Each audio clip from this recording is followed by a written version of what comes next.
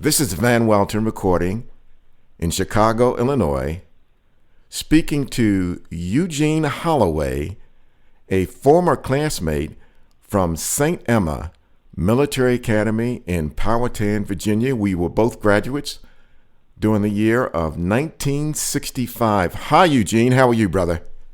Great today, brother. Great. Another day for living. Exactly.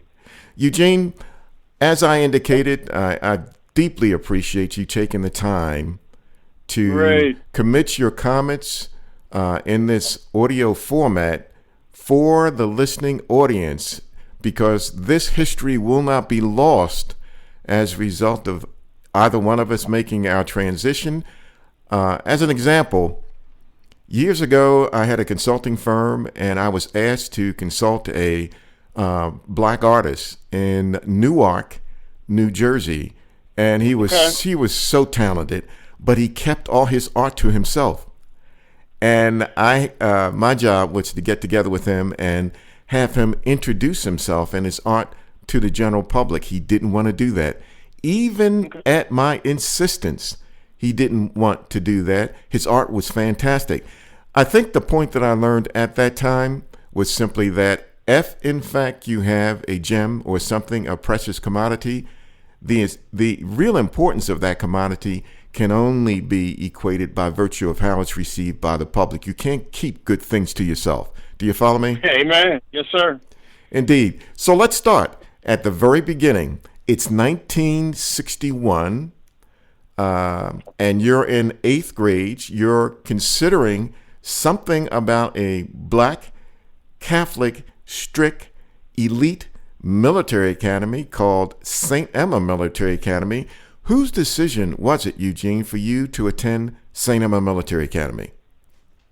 Now, that's a very, very good question. But in all actuality, Mr. Van, the decision, when I say the decision, is when it was first brought to my attention that I was going to be going to St. Emma. I think my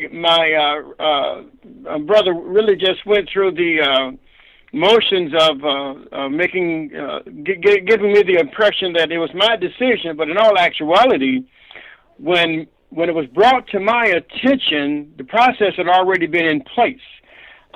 So it was their decision to send me to St. Emma's Military Academy.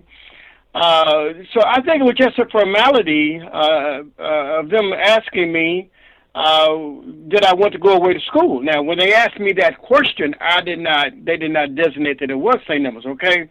But really? They didn't say it was St. Emma Military Academy? What did they say? No, when they first asked me would I be interested, the first question they posed to me I don't remember what day it was, but it was early morning, and they asked me would I be interested in going away to school, and I said yes, and that was because I was having a great deal of tension and problems with my brother and his household living there in Detroit. Really? My mother had passed, and those years I became very rebellious. Of course, naturally, I felt as though I wasn't being understood, but we'll get into that later. But they had asked me, would I be interested in going away to school? So I said yes. And then it was when St. Emma was the actual name was mentioned to me, and they were so. Just to give you an idea how ready they were, they were more prepared than I was. All right. The reason why is because the very next morning, let me recollect. The very next morning, I went and bought a Foot Locker, and I noticed you had a question about Foot Locker. Indeed. And we went to get a Foot Locker. And Mr. Van, if I'm not mistaken, it was like about 2 days later I left. I really do believe, though I don't know for sure, they had the ticket ready. Wow. They had already contacted the school. Wow. And because when they asked me would I be interested in going away to school, I continue to say that I was gone 2 days later. I was on a boat toward Virginia 2 days later. Oh. Again, the decision was really, formally, the decision was theirs. And now I'll say this: if I had said no, what would have been the action? I really don't know. But the decision was theirs, and I was in compliance with it because I was kind of fed up with what was going on there at my house. Indeed, and let me just shed some serious light into this. And you don't have to answer this question if you don't feel comfortable with it. But you had mentioned it was your brother's decision. I'm assuming he was an older brother? Yes. Okay. Yes. And how did you end up living with your older brother? Well, here, and my mother passed. I was born in West Helena, Arkansas, 1946. And my mother passed right when I was at 9 years, maybe 10 years of age. And so then there was, at that time, I believe there were still 4 of us at home. And I was the youngest, and the sister next to me. We were the 2 youngest. And as a matter of fact, there was only 3 of us now. There was 12 of us. 4 passed earlier. There was only 3 of us. The brother next to me, rather, who's going on now. And so the purpose was to give us, I'm sure, opportunities. They kind of felt as though maybe they were, I don't know if they were taking a strain off of my father, or giving us opportunities, a better education, future economics. I really don't know what the specifics were, because during that time we weren't asked to go. I was told that I was going. I didn't have any say-so about the matter at all. It was already decided. I wasn't in on the discussion about whether or not I would want to go or not. They made the decision, and I went to, my sister and I were taken to Detroit. Of course, this is my mother had passed after the funeral, so they came back to Detroit. And I lived with my oldest brother, and my sister lived with my oldest sister in Detroit. So it was at the death of my mother. And again, I shed no light on why they decided to relocate us to Detroit.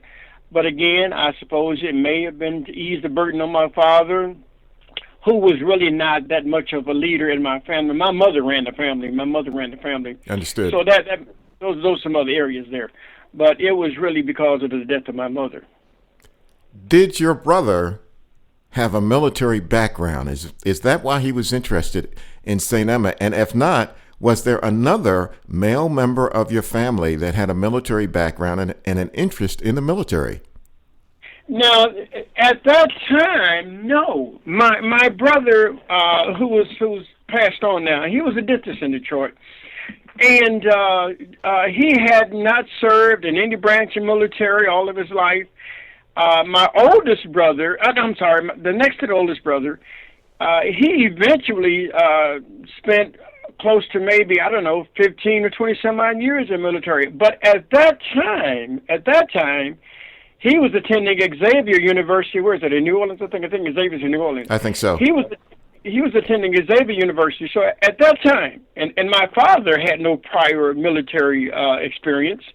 So during that time, when that decision was made, no male member or even female member of my immediate family, as far as siblings was concerned, had any military experience. So that's a good question mark, and I have no one to ask now still as to how. I'm sure they learned through that institution, I guess, with some of the people that knew in Detroit. But as far as military experience, no, sir. Then here we are, Eugene. You're in 8th grade. You're about to go to high school. What did they tell you about the high school? And back during that generation, our generation, because you and I are the same age, they called it boarding school. You don't hear that terminology anymore, but it was called boarding school, which essentially meant that you didn't get to come home every day. You actually were room and board there at the location of the school. So there you are. You're just a kid. You're about 13 years old or so, about a half pint in terms of size and what you are right now. And you're about to go to boarding school with strict Catholic priests and also military officers. Did they tell any of that to you before you went? Okay, now, Mr. Van, when my first year of attendance at St. Emma, I went into the 10th grade. Now, I had, and as a matter of fact, I repeated the 10th grade. I do seem to remember that, according to school policies, students were only admitted in the 9th grade. However, they made an exception in my case. Let me stop you there. Let me stop you right there. This is the reason that these audio oral history tracks are so important. I, for the life of me, until you said that, never realized that you were not in my freshman class. No, sir. I thought that you were a freshman in the 9th grade when you went there. I never knew that you came in on your sophomore year. That is correct. I came in my sophomore year. Sure did. Sure did. And as I say, I do remember, I don't know how I became privy to that information, whether it was through my brother or family or at the school. I'm not really sure. But I did discover that I guess I think it came out because I had finished the 10th grade with very poor academics, because I was headed toward the grave then in Detroit at Central High School. And so, but they through their influence was able to allow me to the school. I was able to allow me to come in the 10th grade as opposed to the 9th grade. So no, you and I weren't in freshman classes together. I only came in the 10th grade, which was what, 1962? I think I came, was that 62? 1962, exactly. So this leads me to another tangential question. Did they send you there hoping that the really rigorous and strict schedule and manner in which we live was going to help you become a black man?